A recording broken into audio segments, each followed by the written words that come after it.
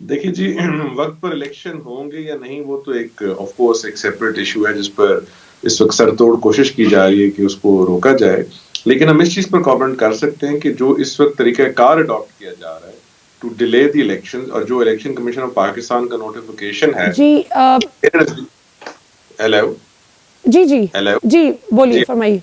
मेरे नजदीक वो इलेक्शन कमीशन का नोटिफिकेशन इटसेल्फ जो है वो कानून और आइन के मुताबिक नहीं है। उसके बेशतर रीजंस है। नंबर वन, जो इस्लाम लाहौर हाई कोर्ट की जजमेंट थी जस्टिस जवाद हसन साहब की, वो बड़ी क्लियर थी कि इलेक्शन कमीशन ऑफ पाकिस्तान ने डेट देनी है। It hmm. Was followed by the Supreme Court judgment. अब मेरी समझ से बाहर है कि आर्टिकल 218(3) के तहत और जो इलेक्शन कमीशन ऑफ पाकिस्तान अपनी पावर एक्सरसाइज कर रहा है वो करके डेट चेंज कैसे कर सकते हैं। और मैं आपको एक और इसमें इंटरेस्टिंग पहलू बताऊं कि इलेक्शन कमीशन ऑफ पाकिस्तान जो रीजंस दे रहा है ये ऑफ कोर्स उस दिन भी एग्जिस्ट करते थे जिस दिन उन्होंने 30 अप्रैल की डेट दी है। ये रीजंस को 3-4 घंटों के अंदर तो डेवलप किए नहीं।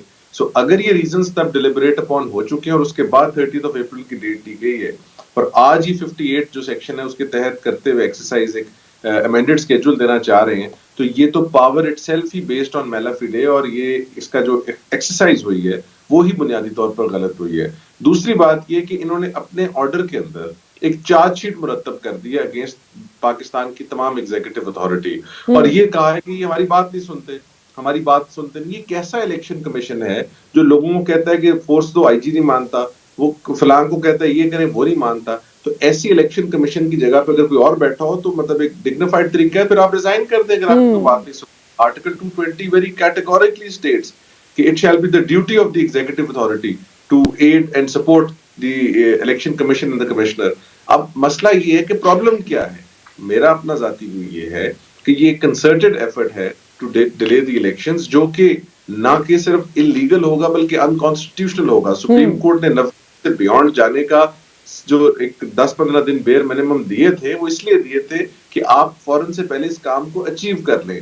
लेकिन जब वो उस बेर मिनिमम से बाहर गए हैं तो आप मुझे बताइए कि अगर बेरेस्ट मिनिमम का अंग्रेजी लीगल कोई भी तर्जमा 8 अक्टूबर किया गया है तो उससे that speaks volumes about what they want to achieve and what they want to do. ये बिल्कुल सरासर गलत है। Elections have to take place on time.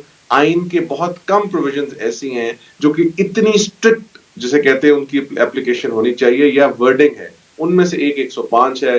फिर 224 का सहारा लिया जा रहा है by the federal law minister की जी सारे इलेक्शंस इकट्ठे कराएं। वो किस जगह लिखा हुआ है जी 224 में कि पाकिस्तान के तमाम इलेक्शंस इकट्ठे हों? ये 18वीं तरमीम के ऊपर भी एक अटैक है जब आप कहते हैं कि नहीं जी इलेक्शन सारे इकट्ठे हों। जब आपकी सूबाई जिसे कहते हैं खुद मुख्तारी एग्जिस्ट ऑटोनॉमी। करती है, बिल्कुल। सूबों के पास हर चीज का इख्तियार मौजूद है, तो फिर आप क्यों इंसिस्ट कर रहे हैं? फिर आप 18वीं तरमीम क्यों लाए थे? अगर 18वीं तरमीम के बाद आपके पास ये एक है सिचुएशन जिसमें सूबों ने एग्जिस्ट करना है इन ऑटोनॉमी, तो फिर उसको भी आप सैबोटाज कर रहे हैं। मेरी तो समझ से बाहर है कि ये किस किस्म की तशरीहात है। I think Supreme Court of Pakistan will take a notice of this and hopefully better sense will prevail, और इस पर हम इंशाल्लाह देखेंगे इलेक्शंस अपने टाइम पर ही होंगे।